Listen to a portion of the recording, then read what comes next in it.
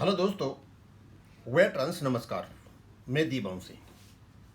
हम एक एक्सपेडिशन पर चले हुए थे, बैंक पेंशन अपडेशन, और उसके बाद हुए चुनाव जिसमें वेंकटाचलम जी जीत करके आए। हमने काफ़ी मैटर इकट्ठा कर रखा था वीडियो बनाने के लिए, लेकिन बीच में आकर के ये कोई लोक अदालत का मैटर कूद गया।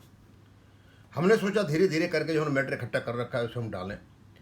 अब सवाल ये है कि एंटी इनकम्बेंसी बड़े बड़े लीडरों को धूल चटा देती है। ऐसा क्या हो गया कि 20 साल की एंटी इनकम्बेंसी और वेंकटाचलम जी बहुत ही जबरदस्त मार्जिन से जीत गए।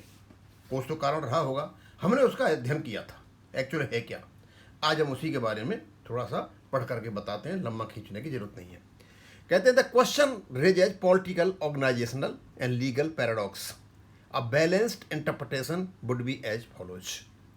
कहते हैं द AIBA इलेक्शन पैराडॉक्स, मतलब एंटी इनकम्बेंसी है, लोगों में डिससेटिस्फेक्शन है, उसके बाद भी चुनाव जीतना, ये पैराडॉक्स कहलाता है। वही वाज द लीडरशिप री इलेक्टेड, ये लीडरशिप का क्यों चुनाव हुआ। अब सवाल तो उठेंगे ही। The election of all candidates supported by Mr. C.H. Venkatachalam, despite widespread dissatisfaction among many bank pensioners regarding pension updation and related issues, many appear paradoxical at first sight. However, from an organizational and democratic perspective, several explanations are possible. मतलब कई इसके explanation दिए जा सकते हैं कि इतना होने के बाद भी ये क्यों जीते हैं।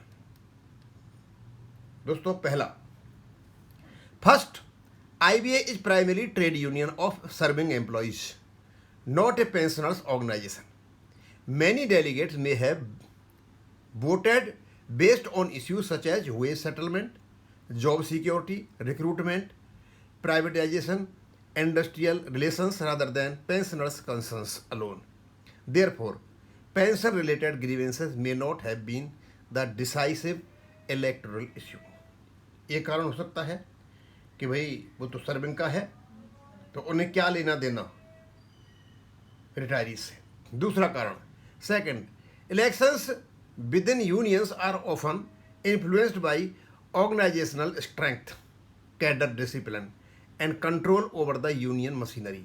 अ leadership with a well established network may continue to secure electoral victories even when a section of stakeholders remains dissatisfied. तीसरा कारण, third, dissatisfaction among pensioners does not automatically transfer into electoral consequences because pensioners generally do not participate directly in the internal decision making structure of employees union. Consequently, their views may have limited impact on the election outcome. अब वो अलग बात है कि इसमें 9 व्यक्ति ऐसे भी हैं जो पेंशनर्स हैं।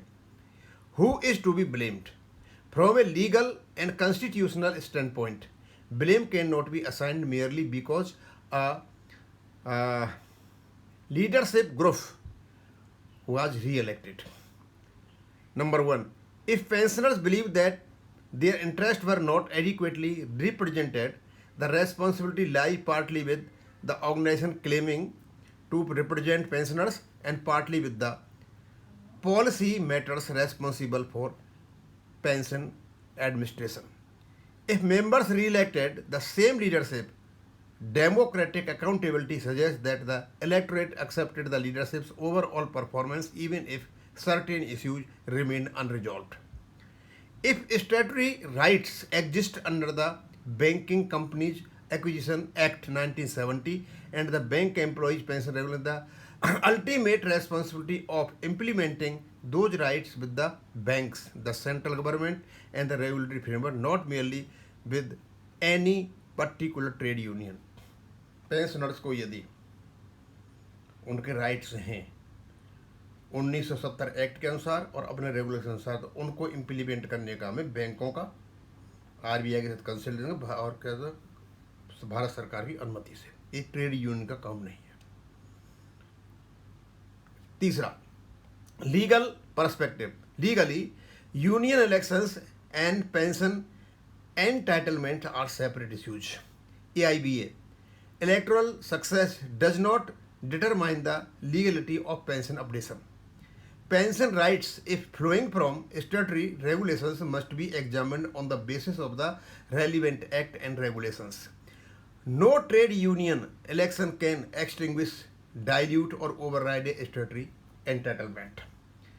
If pensioners possess a valid legal claim under the pension regulations, that claim survives irrespective of who wins or who loses. Conclusion. The apparent paradox is therefore not necessarily evidence that employees approved every action of the leadership. Rather, it may indicate that the electoral prioritized broader employee issues on pensioners' concerns. Legally speaking, the election result neither validates nor invalidates the pensioners' claim. The real question remains whether the statutory framework under the Act 1970 Act and the Pension Regulation Act 95 supports pension updation and related benefits. If such rights exist in law, they must be judged by the courts and the governing statutes, not by electoral outcome with trade union. इसमें हमने बड़ा आपको स्पष्ट रूप से ये बताया है कि चुनाव जो जीते गए हैं उसका स्टेटरी रेगुलेशन से कोई लेना देना नहीं है. एक बात, क्योंकि वो सर्विंग एम्प्लॉयज का ट्रेड यूनियन है, आपका लेन देन नहीं है, तो वहाँ भी एक प्रभाव रहा होगा. वो अलग बात है कि हमारे 9 आदमी हमारे भी जीत करके आए हैं, यानी पेंशनर से वो साथ दिया है. मतलब दोनों इश्यू अलग अलग हैं.